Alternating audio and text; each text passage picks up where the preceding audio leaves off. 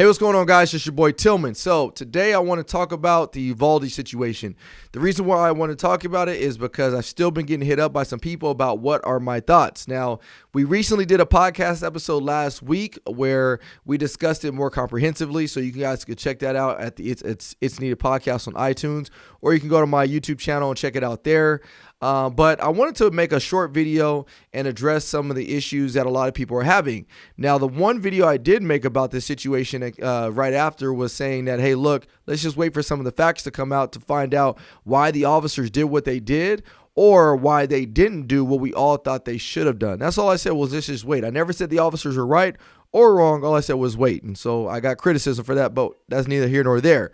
But on that note, I was watching a friend of mine, Donut Operator's channel, and he just did a breakdown of active shooter incidents in general, and I thought it was a really, really good video. I've had Donut Operator on my podcast before.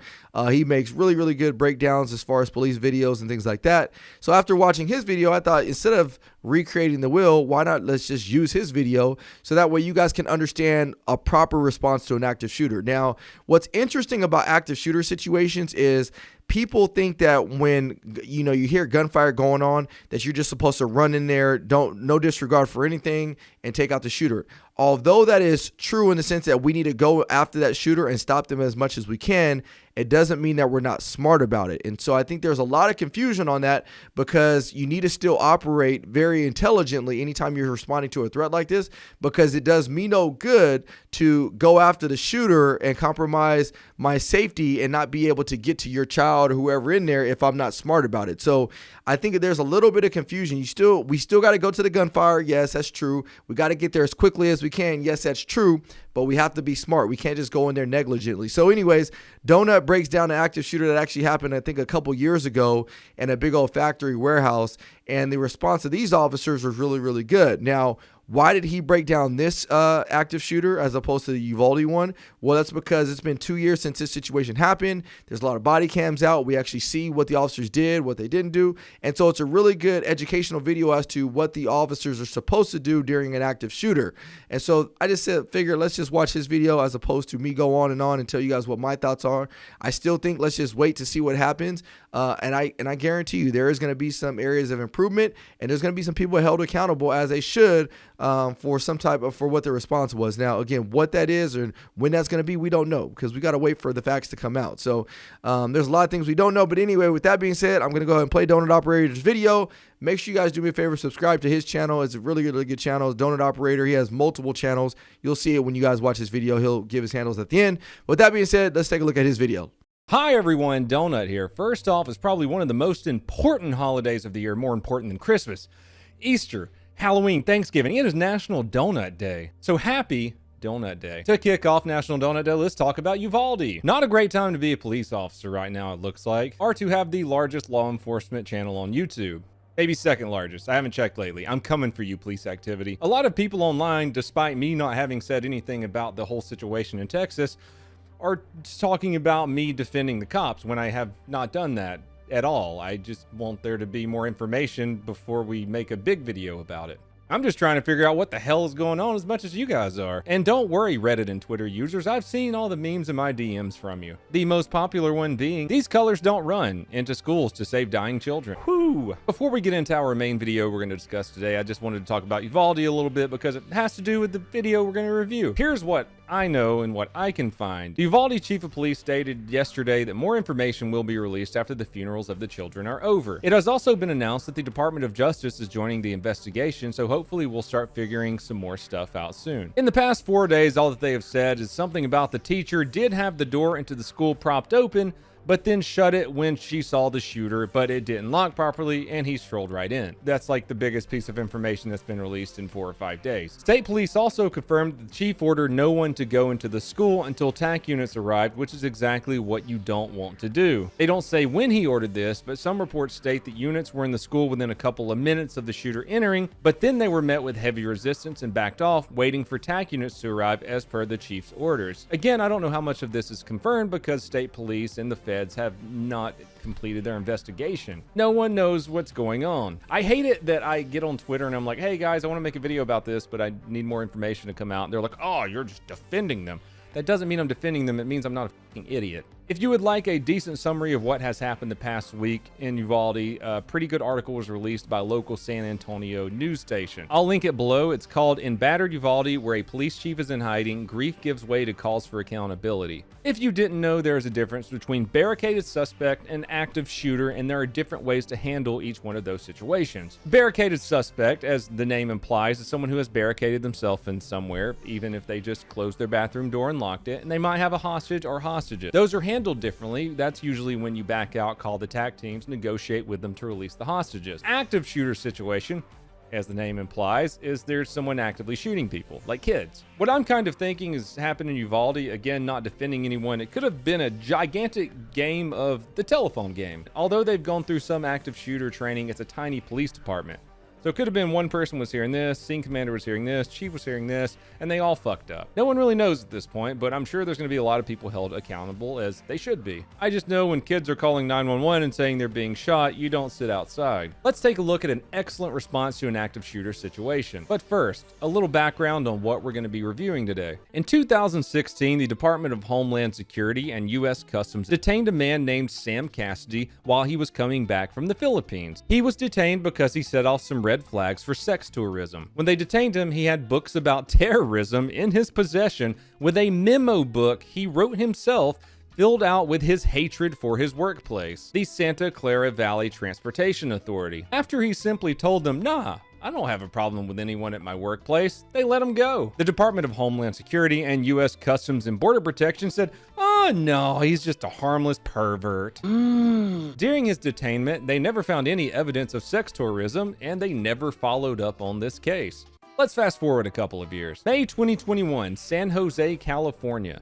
At around 6 a.m., Sam Cassidy, the same guy we just talked about, the big pervert, who's actually not a pervert, who is a psychopath, he puts a bunch of bullets inside of a cooking pot, places it on his stove, surrounds the stove with gasoline, lights it up, and walks out the door. About an hour later, police received calls of shots fired at the Santa Clara Valley Transportation Authority rail yard. 3 minutes after that call came in, Sheriff's Department deputies arrived on scene to find multiple people shot.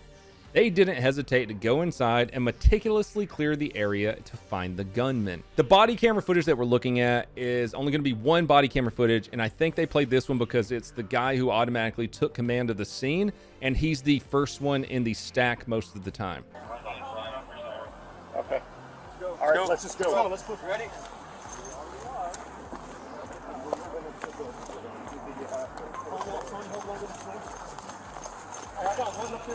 Yeah, I got that white hat. Get the door.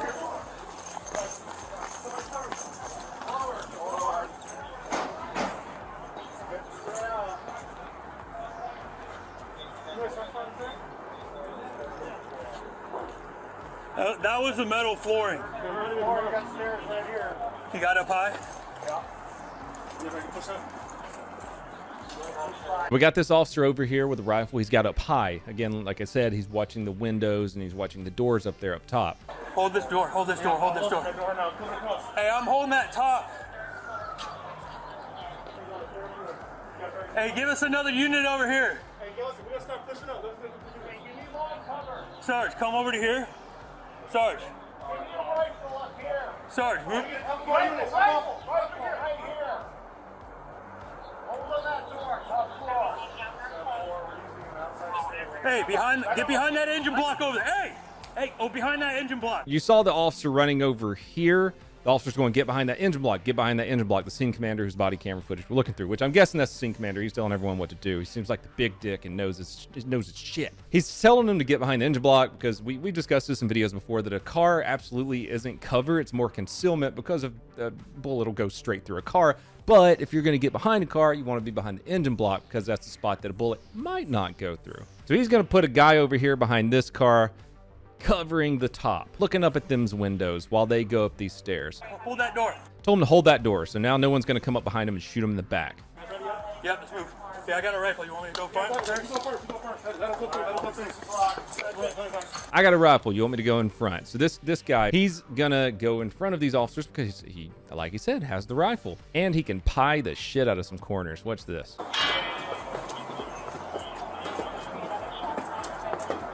So on our radio, we're getting more shots fired. All right, we're good. We gotta take this smart.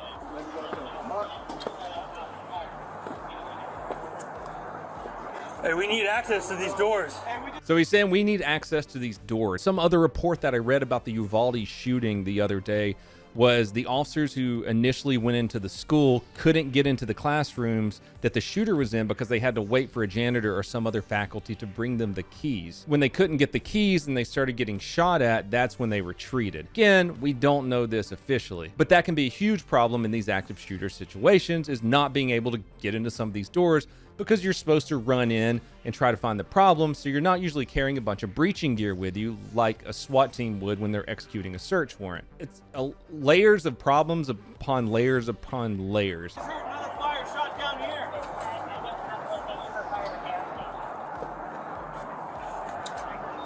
Hey, get your hands up! Yep, is that the shooter? You don't know, but they're handling it great. That's just a dude trying to get away from the shooter. They don't know that. Hey, all right, hands on your head. Find out, turn around. Everybody stand by. Keep that up, back up, back up. What do you got? I'm a supervisor. I was just speaking communication. Okay, come back. Are you able to open that door for us? I am, sir. Okay. Give me your key card. What's your key card at? That guy came out. They're probably going to put him back, pat him down, handcuff him, but now they have a key card to get into the building. That was phenomenal timing. Otherwise, they would have had to sit there, try to kick down one of these doors, or find another way around. Come behind me. Come behind me. We'll take it. Okay. This slides, this goes out everyone. We need a key I got card. the key, I have it. I'm gonna push up together. Okay, this door. Oh, this one's already open. I'll hold it close. You wanna go in there? Stand by, slow down. Fortunately, too, in this building, they have those little square windows so they can kind of peek in and see what's behind all these closed doors just a little bit. Ready? Yeah. This is such a nightmare place to clear, too, because not only is it long corridors with a bunch of branching other corridors, tons of doors, but inside of these giant rooms are cubicles where dude could just be hiding under a desk. Guys, push up. Hey, we need that key card over here, bro. All right, I'm pushing back to you guys, okay? Yep. Which one you need? Door right behind us. Oh, shit. We get stimulus. We get stimulus. Third floor. Conference room?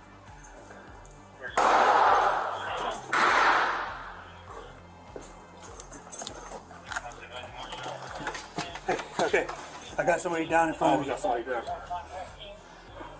1, 3. 10, 5, 6, maybe. Let me see your hands.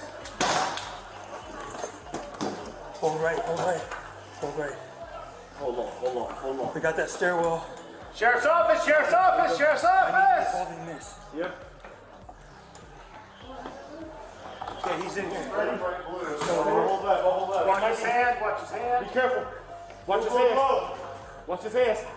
Hold that stairwell. Stairwell. Hold that stairwell. Top side's clear. Okay, you hold this.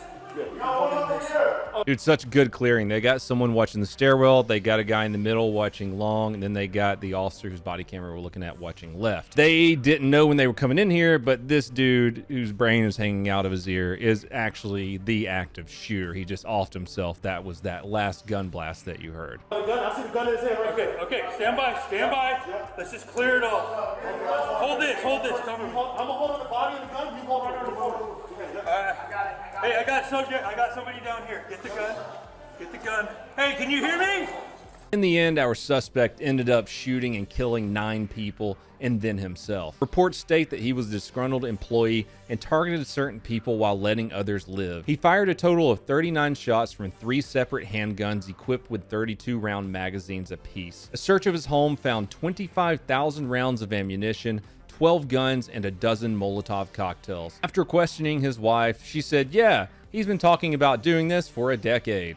And that's all I have for you fine people today. I hope you learned a little bit about active shooter situations, maybe a little bit of room clearing. Use what these officers did in your next game of Tarkov. When some more information, if it ever is released about Uvalde comes out, then I'll be sure and make a video on it. If you want to help support the channel, you can go over to Bunker Branding and get some super sick merch. Follow me on my second channel, Operation Donut. Follow me on twitch.tv/donutoperator, where you can use your Amazon Prime account to give me a free subscription over there. Please be sure to check out my last video I made. It's a shooting breakdown where 2 police officers in Houston got into a gunfight with a meth dealer. Until next time, Everyone, please have a fantastic day. Whack.